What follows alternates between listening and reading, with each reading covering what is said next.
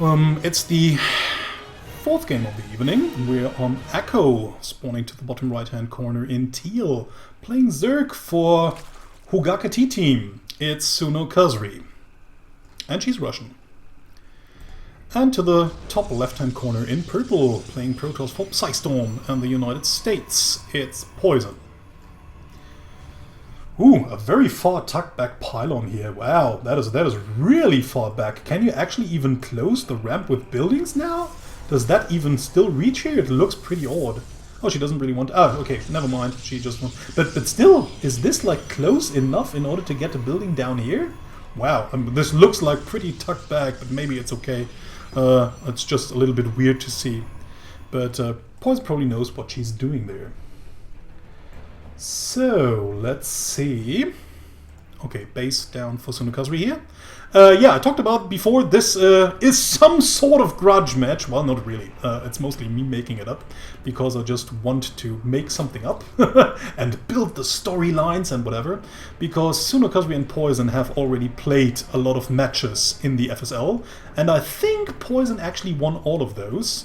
And sometimes there were some kind of, well, let's say embarrassing losses maybe, or more like frustrating losses, where Sunokasuri actually seemed to be way in the lead. But then unfortunately, in a very big engagement between armies, she just forgot to have some overseer with her. And Poizon, being the DT queen, just did what she does best. And yeah, here I stand corrected, see, it's totally possible. But it looked a bit odd. Maybe it was just the perspective. And yeah, Poizon just, as being the DT queen, did what she does best. Whopped in a lot of DTs, probably just 10 at a time, and dismantled Sunokasuri's force that was already looking like the winning force. And made Sunokasuri lose the rest of the series sometimes right afterwards. So yeah, Sunokasuri might hold a little grudge against the DT Queen.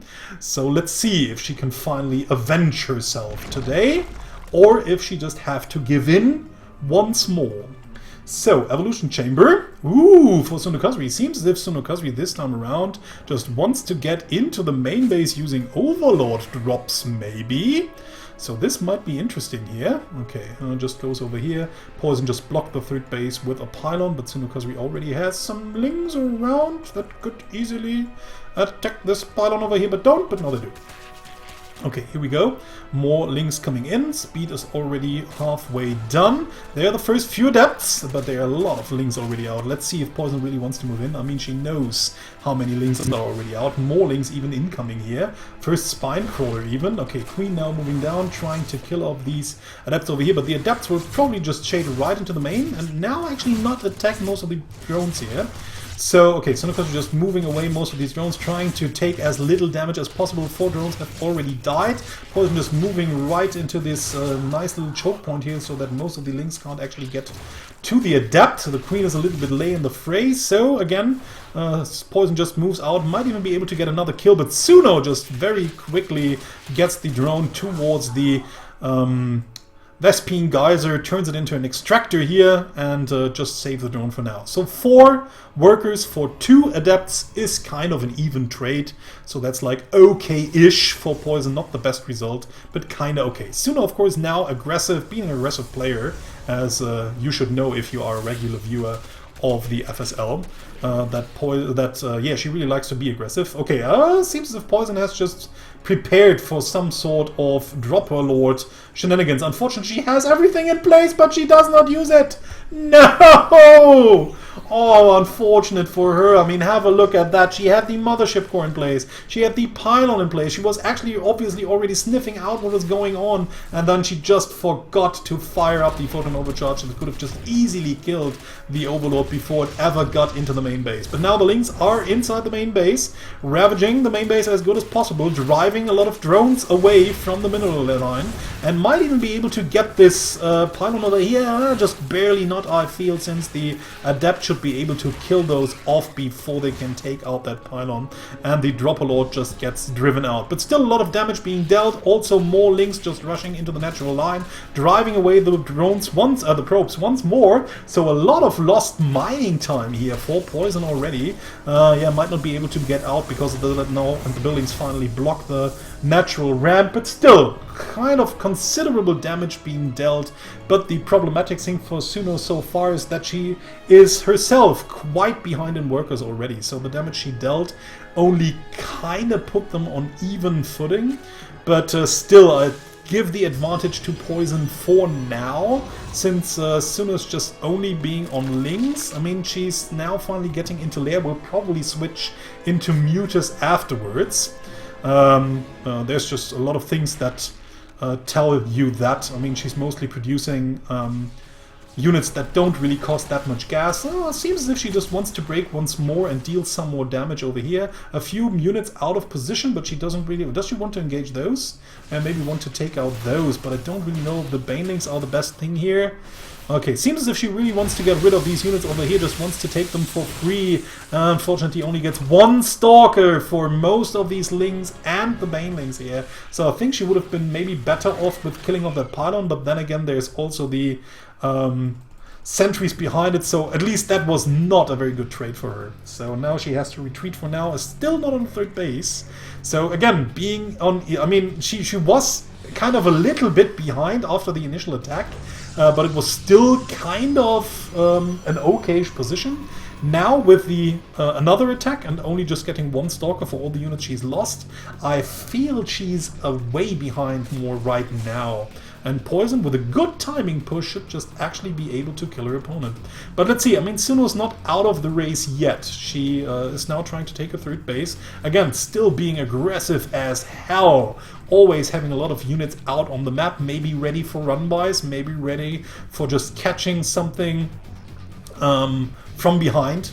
So when these army units move out, maybe just getting something. Okay, good scout here, poking the front, losing a few links, but they're expandable at that point in time. So the important information is that there is no third base yet. I think she should also check for that one, and maybe even proxy locations sometimes, especially if a Protoss has to sit on two bases for quite some times. But they just managed to sneak out a probe early on. They could just they could just easily take a ninja base somewhere. So Suno just tries to secure and get the information once these drones just try to set down a third base, and now she will just get the idea that the opponent obviously wants to do that. Nice move here by Poizon, just tearing down that cooling tower, making it a little bit more difficult for Sunokasuri to actually attack into that third base, at least from multiple angles.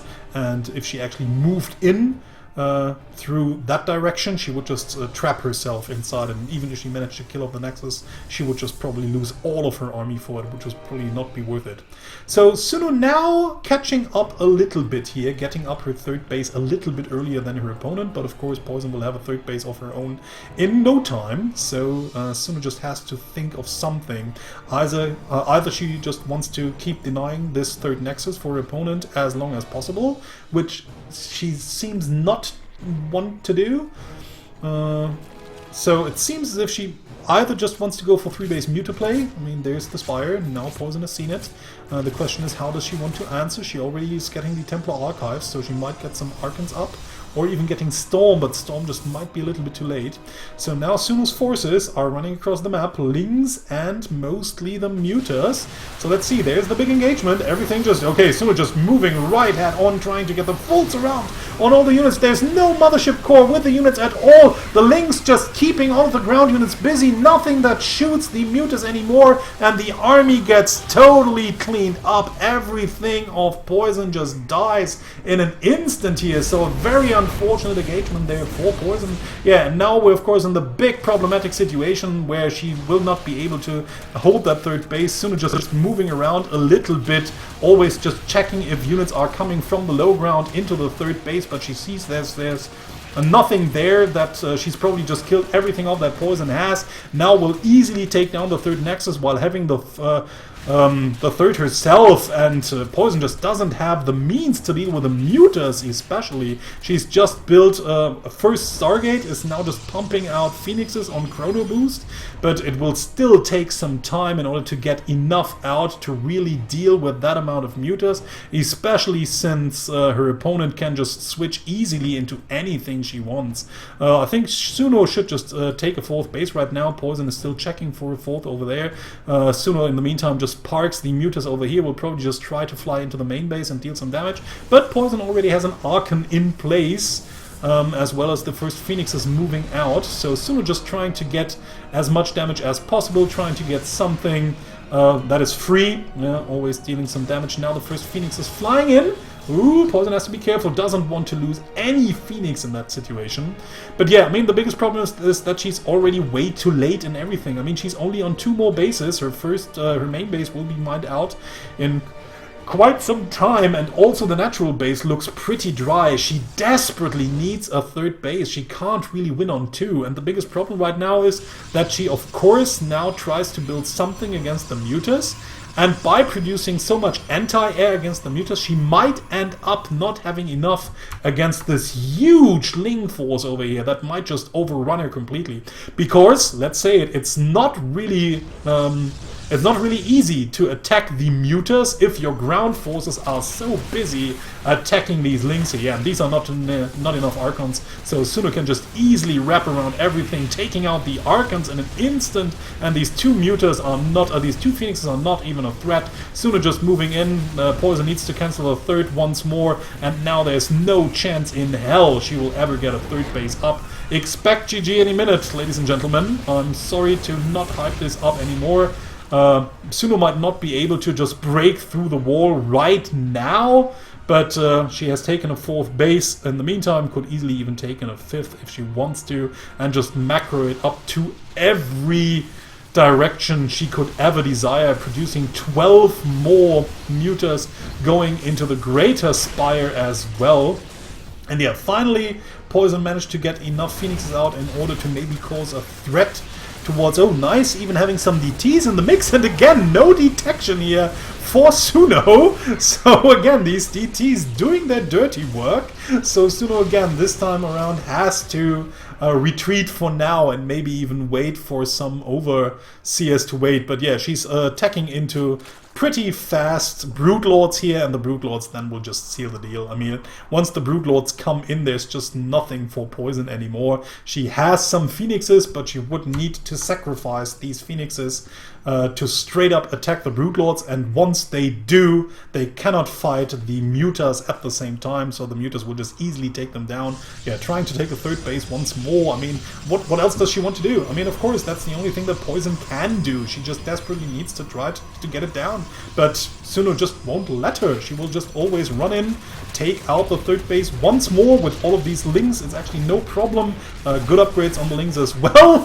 So just the DTs being the saving grace for now, but it's not a real saving. It's just prolonging the inevitable for a bit longer here. So that's just the only thing she can do right now. 8 Corruptors out. We'll probably just use all of these units in order to fly towards the front, and then at the front we will see the morphing into Broodlords. Suno already gathering some gas here. Has probably just used up a lot of the gas count in order to get the Corruptors out. Well, maybe she just moves in anyways. Doesn't really need the Broodlords anymore. But yeah, I think the Broodlords should just be the saving round. And yeah, now the Phoenixes can't even straight up attack the air forces anymore. She GG's out, and Suno takes the first map. Whirlwind is our map. Ooh, haven't seen that map yet throughout the evening. Spawning to the bottom left, we have Poizon and her opponent leading 1-0. Spawning to the top left-hand corner, it's Sunokasuri. Playing for Hugaka T team, and I think, is that a panty? Or is this like a teacup, a Japanese teacup? It looks a bit odd. I'm sorry, Hugaka T team, but your decal looks a little bit like a girl's panties. I mean, this might be intentional, since, yeah, we all know the Japanese and their underwear jokes. So maybe that's done on purpose. It could also be a traditional teacup, don't get me wrong. But it looks a bit like a penny. Okay. Hatchery down for Sunokasuri. And typical Zerg opening here, nothing all too special. While we have the pylon on the high ground for Poizon. So Poizon actually getting the early scout here, being a bit lucky. But that, of course, will also tell Suno where her opponent must have come from. Well, not must have. It must be one of the close spawn locations. Which one, she can't really know yet, but she might be expecting something. So, Poizon just checking the typical third base locations. All good stuff. While in the meantime, we have Suno going into the spawning pool while her own expansion is just building, and also Poizon going into an early expand. Huge as ramp, pretty far away from the Nexus, so if you really want to wall this off, you need to do it pretty quickly. But especially if you scout your opponent not taking a third base before the 3rd minute mark, so at least at the 3rd minute mark when you walk around and there's no third base, you should expect some sort of at least aggressive potential. It might not come, but it could, so you always have to be careful. Okay, now finally the Overlords arrive, and Suno will just realize where her opponent is, will then just probably move around this Overlord in an instant towards a better position, probably towards the 3rd base, or maybe even that tower position over here in order to get a better scouting here. Could also just move this Overlord towards that towards that tower in order to just get a better position. There was the P. To just get some vision of the natural ramp here. Okay, Pylon being thrown down close to the Nexus here, so Poizon obviously doesn't see a possibility to really wall this up in time, so she rather wants to have the Pylon close towards her building and maybe even another one later on, so that she will be able to defend this with Photon Overcharge and the Mothership Core a little bit more easily. So Suno just moves in, just nibbles at the Pylon for a little bit before realizing it won't really help. Mothership Core is now out. Maybe Suno just wants to bait out the Photon Overcharge for just like 1 or 2 links, so maybe that was a little bit too panicky out of Poizon. But yeah, I mean, rather be safe than sorry, but maybe this will come to haunt her later on if Suno actually intended to go for a quicker push. Interesting move here by Suno, just getting the 3rd base towards her opponent, which actually tells us that she probably wants to go for a more aggressive build. And Poizon going into double Stargate, so she either doesn't want to fall for Mutas once more, since she should know by now that Suno is a very Muta-heavy player. I mean, she could have already known that before playing her, by just watching the VODs or just analyzing her opponent from replays or VODs, so no problem by that. But yeah, I mean, if you play against Suno, you should expect Mutas at some point in time. Suno just loves her Mutas. I think the only player in the FSL who loves Mutas more than Suno is like Nubea Star. So yeah, you can expect them. So maybe she just doesn't want to fall for them again, or she just wants to go into mass Oracle play this time around, and maybe then transition into Sky Toss afterwards. So we'll see how this is going to work out. Soon in the meantime, just sending more links across the map, like we said. I mean, if you have an aggressive hatchery, you want to make use of it. So in the meantime, we have Hydralisk right behind it, so this might be quite interesting there. That Suno this time around mixes it up, might even actually just mind game her opponent. I mean, building a lot of links usually makes a Protoss player think of Mutas. That has been like it since Wings of Liberty. Ever since Wings of Liberty, if you see a lot of links on the map, maybe even getting towards your opponent, seeing a lot of spine crawlers, which you don't even need anymore in Legacy of the Void, and they're not that helpful anymore due to adepts. But yeah, if you see a lot of links, your mind will automatically trigger Mutas, because that's just the typical follow-up. I mean, as a Zerg player, if you just play a lot of links, you don't use gas for units. So your gas naturally must go somewhere else. And very often, especially in Wings of Liberty and also in Heart of the Swarm, that was Mutas. So your opponent would just go into a lot of Mutas. But now, Suno just doing the mind games, and this time not going into Mutas, but investing all of the gas into a Hydralisk then. So she might just get through with a good Ling Hydra timing, or she might even just wait for early Lurkers. But it doesn't seem as if she really wants to go into Lurkers. She doesn't have that much gas left, and would really need to turn this Hydralisk den into a Lurker den pretty soon here. I feel she really wants to bust through with mostly Zerglings and Lurkers. And very fortunately for her, even without scouting the double Stargate, she just happened to blind counter what Poizon did here. I mean, Oracles are kinda okayish against light units, but once you have just enough Hydras out, the Hydras will just dish out so much DPS that the Oracles will never be able to take out the Hydras before the Hydras shoot down the Oracles in almost an instant with the insane DPS they deal. So let's see. I mean, it's a tight wall. We have some units behind it and a Mothership Core as well. But yeah, with a lot of Hydras in the mix and the Lynx in front of it, this could be crazy. I don't know, Kev. This is a lot of Hydras. So let's see how much damage you can actually deal. I mean, 2 photon overcharges are available. First one goes down. Nicely done by Poizon here. Doesn't really want to get too many photon overcharges baited out, since she doesn't really have that much. So, nice little move in the meantime. Poizon just managed to get all of the Oracles out and into Sunokasuri's main base. Didn't really kill that much worker here, so Sunokasuri just had a very good reaction there. So only one Spore Crawler over here, gets one Oracle now. Queen just gets shot down immediately, but the Spore Crawler, in addition with the Hydralisk, now drive the Oracles back. Oracles still not really dealing that much damage as they were supposed to do. I mean, 11 workers got killed, but Poizon still has the big problem that her opponent is still on 3 bases and is standing in front and knocking at her door.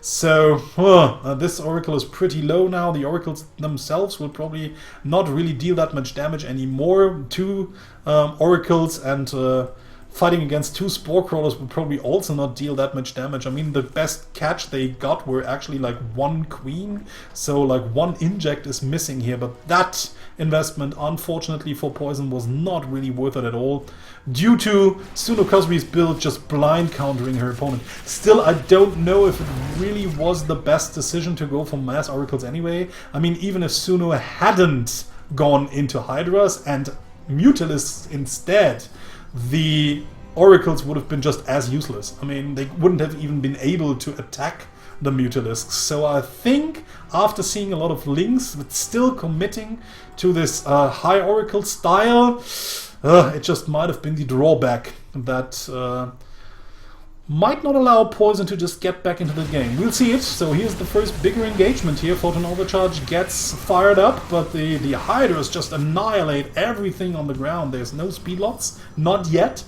And only a few ground units that the Hydras can just shoot down immediately once they come close to them. So Poizon for now just has to retreat into her main base, and it's the same problem once more. She just can't move out, she just can't take a 3rd base. The only thing I'm really missing here by Suno is just, again, checking for hidden bases. I think that's something she would really need to do here. I mean, it's a huge-ass map.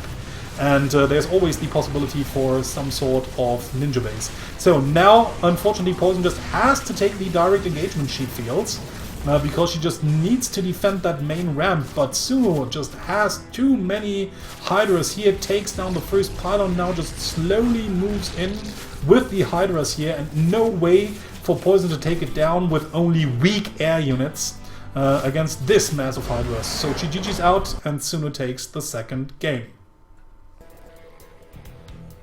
It's Overgrowth, and the 3rd map of this best of 5 between the player in purple playing Protoss for Psystone Poizon and the player in teal playing Zerg for Hugaka T-Team Sunokasuri.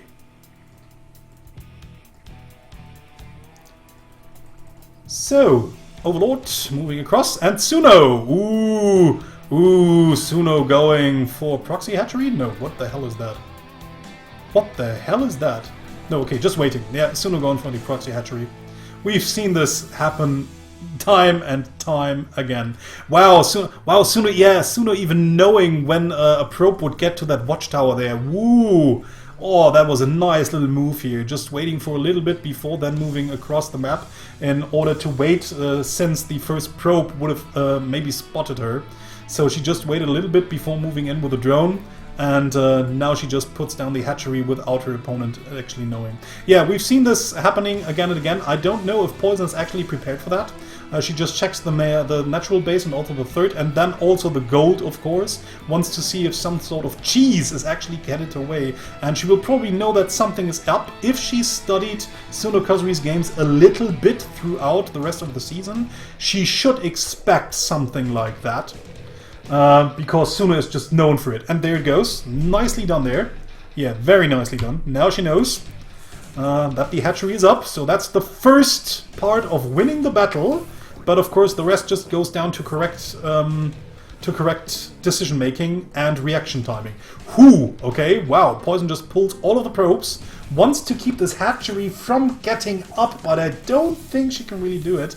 Maybe she can just harm it enough in order to then take it down once it's spawned. But of course, Sunokasuri will also produce a few units of her own later on. Okay, now the hatch is down, it's almost half health. The Zealot is also getting over here. First Queen getting thrown out. Ooh, and they're the first few drones that usually want to build these spine crawlers here, but they just get denied by the drones. They are also the first few lings.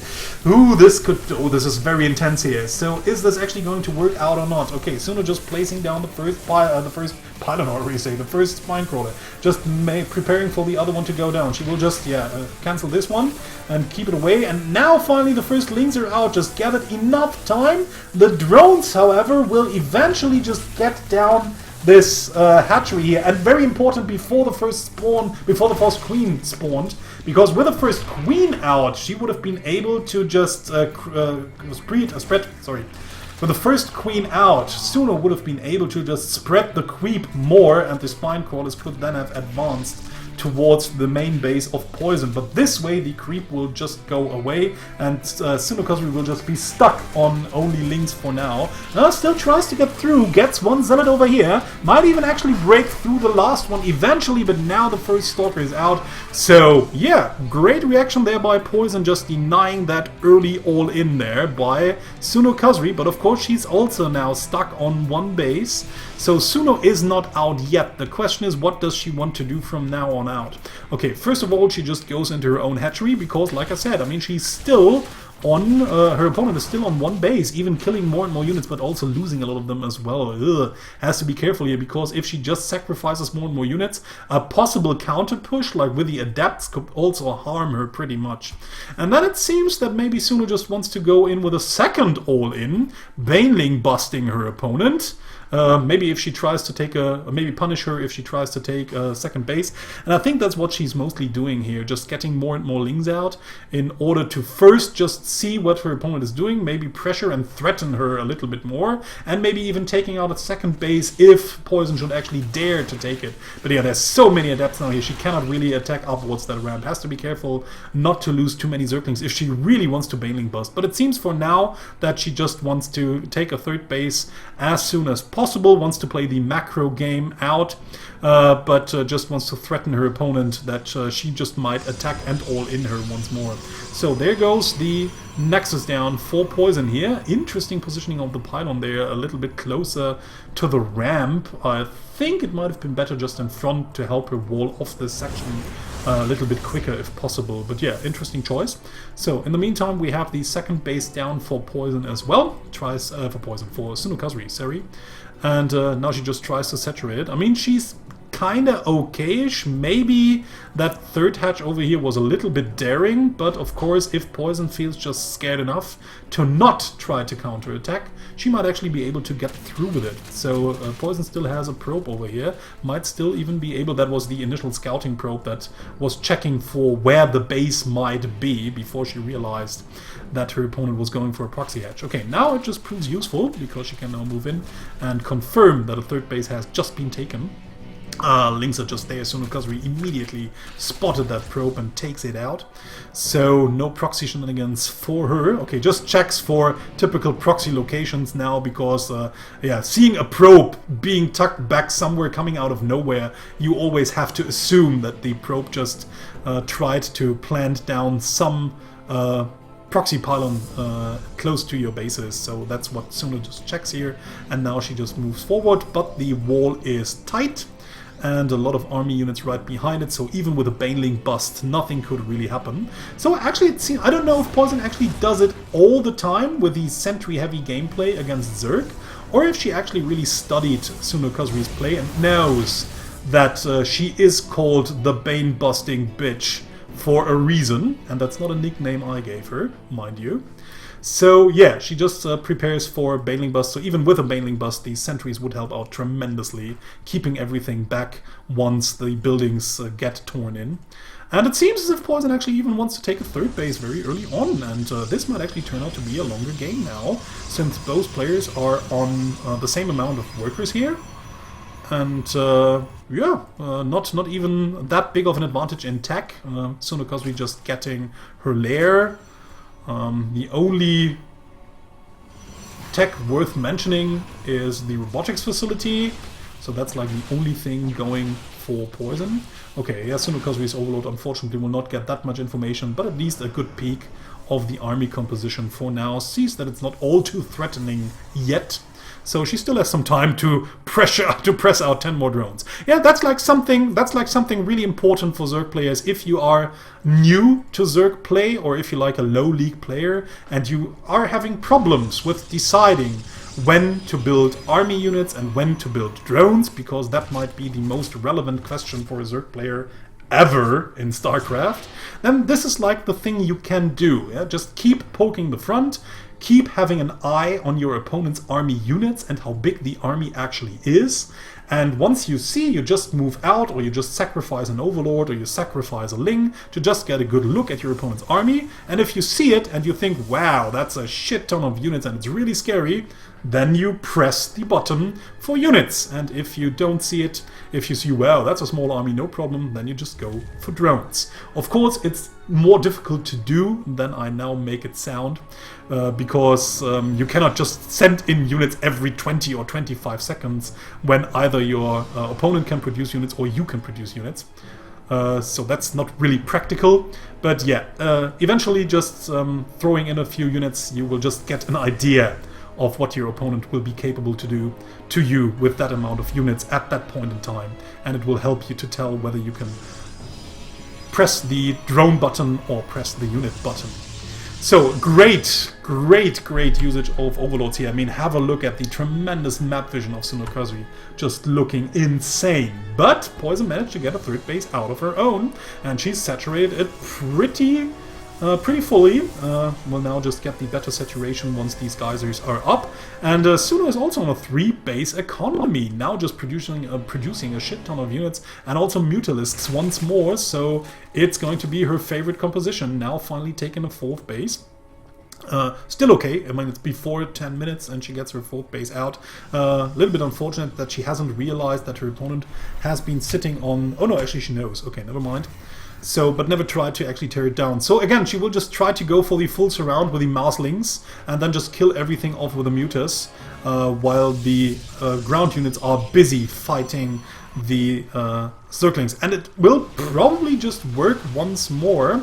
Okay, just luring the units away from the front maybe, or just trying to lure them away. But Poizon knows what's up, and she knows that her opponent is just waiting for her to doing that mistake, to just moving her whole army back into the main base, to just freak out because of a handful of mutas, and just making her whole army retreat. So she just stands there and warps in a few units, clears these mutas off quite easily, and doesn't make the common mistake of losing her shit and then just moving back with everything, making this expansion pretty vulnerable to a counterattack. Now also taking a 4th base, while her opponent already has her 4th, but that's quite okay. I think Suno should just realize that a 4th base is up in quite some time, and will then just eventually take her 5th. Okay, just takes some guaranteed damage here, takes out one spotting pylon.